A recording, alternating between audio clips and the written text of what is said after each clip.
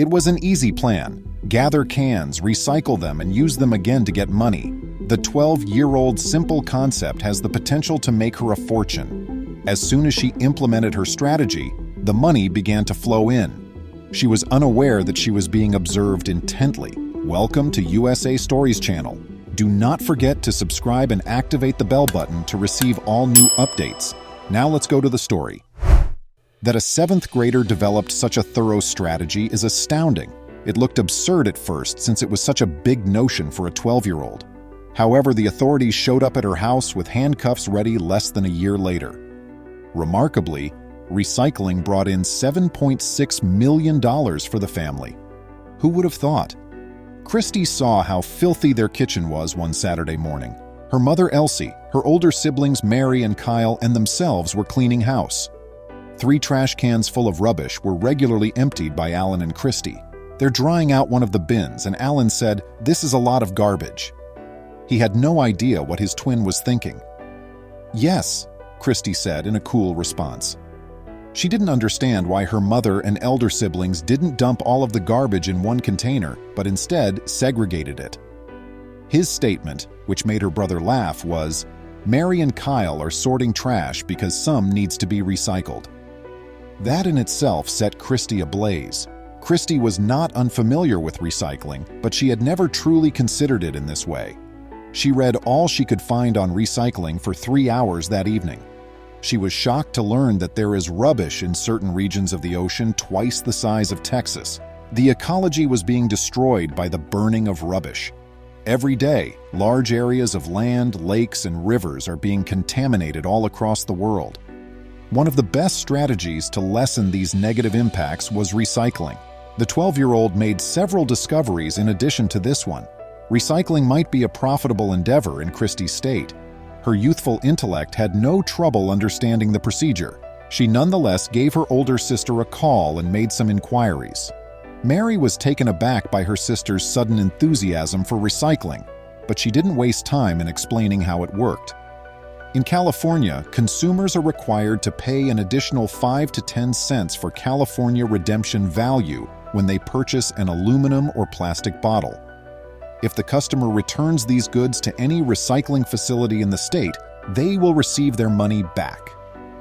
The 12-year-old had half of what she would need to launch her lucrative venture by the time her study was over.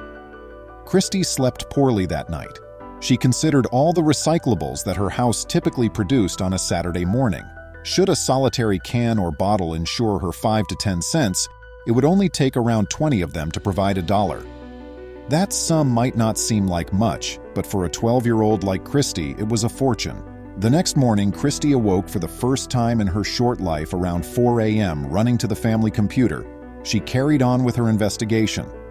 She had mentally prepared a list of the things she would purchase with her recycling funds. She wanted a beauty kit for Mary, a couple of computer games for Kyle and Alan, and a few clothes and dolls for herself.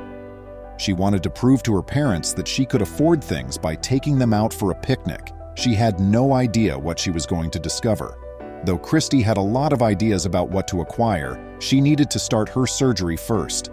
The most effective method to accomplish this would be to persuade Kyle or Mary to give her a ride while she toured the various recycling facilities in Pasadena. She, Kyle, and Mary were touring recycling facilities around the city by 9 a.m. Christy was graciously given the opportunity to observe all of the procedures that are carried out in recycling facilities, from sorting and packing to transporting. They described how each thing operated. Christy launched a neighborhood-wide collection drive for the next week. Her parents were pleased to see how hard she was working on this new project. Christy gathered enough recyclable rubbish by the end of the first week to fill her sister's car's trunk. The two drove the cans to the Pasadena recycling facility after carefully packaging them. When Christy received her $120 for her haul from the center, Mary was blown away. That was enough to get the family a pizza and get Christy one of her most desired dolls.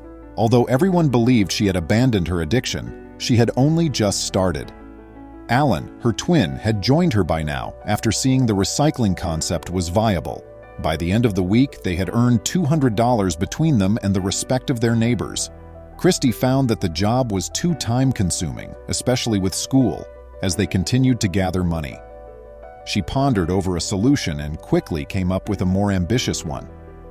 Christy and Alan continued to gather recyclables for several weeks, but Christy refrained from purchasing dolls or outfits with her earnings. She handed Alan and her pals some money for their assistance.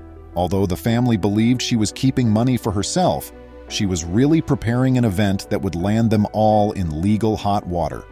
After a few weeks, Mary was asked by Christy whether she could assist her with creating an online bank account. "What is it for?" Mary inquired. "Not really much," Christy said. "I just want to save the cash I'm making." Mary offered to acquire her sister a piggy bank, but her sister had higher expectations. She requested that Mary make an account in her name and provide her with the login information. Christy could do very little or nothing with a new bank account for a 12-year-old. Mary created the least demanding account that would also cause the least amount of bother in the unlikely event that something went wrong, knowing that she would be secure. She did not, however, provide her sister the login information. Rather, she assisted Christy in connecting the account to an internet-based platform where the recycling facilities would be making the recycling cash deposits. After that, she forgot about it entirely. However, after a few months, she noticed Christy was laughing and perspiring while sitting in front of the family computer.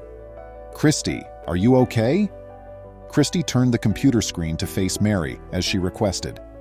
Mary nearly leaped back upon seeing what she did, her eyebrows raised and her lips parted. "How?" she inquired. The balance of the bank account she created was displayed on the screen. How had the bank been notified of any of this? How could they let this happen? Is it a bug? Christy scowled in response to Mary's question. "It has been growing ever since you gave me the account," she said. Mary was astounded to see the figure of $7.6 million on the screen. After she hurried to contact their parents, the entire family spent the next 60 minutes attempting to figure out what had transpired from when they had left her to pick up cans to the present. However, the police showed up first. They had previously been approached by the bank over the substantial monthly deposits into the account. Before the family realized what was going on, sirens were blaring and the area was covered in red, blue, and other lights. The authorities knocked on the door a few minutes later. Christy felt a wave of panic as she noticed the police cars drawing near the house. She was too young to recognize that what she had done was illegal, but it was too late now. She was questioned by the police on the business and the substantial profits she had made. 5 hours of interrogation later, Christy eventually opened up. She clarified that she had established contacts around the state throughout the previous few months. She pretended to be an adult and used the money she had initially saved to contact someone in Arizona. He sold recyclables to her, which he subsequently sent to Californian warehouses. Christy compensated her assistants by having them gather the items and transport them to various recycling facilities, where they were rewarded by transferring cash into her account. She preserved the remainder, giving each person involved their fair part. Everybody was taken aback upon hearing the 12-year-old clarify everything. The fact that she had accomplished all of this without leaving the house was even more unexpected. She also acknowledged claiming to be the owner of her older sister's images and videos. Christy believed everything was okay and she wasn't harming anyone, but her family ended up in court because she had breached many laws. Christy's family had to pay fines and penalties for her crimes, and the court procedure took several months.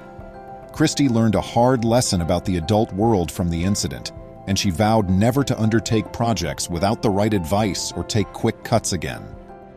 Please remember to subscribe to our channel, give us a thumbs up, and turn on the notification bell so you won't miss any of our videos. If you enjoyed the tale, the next video that plays on your screen will probably move you too.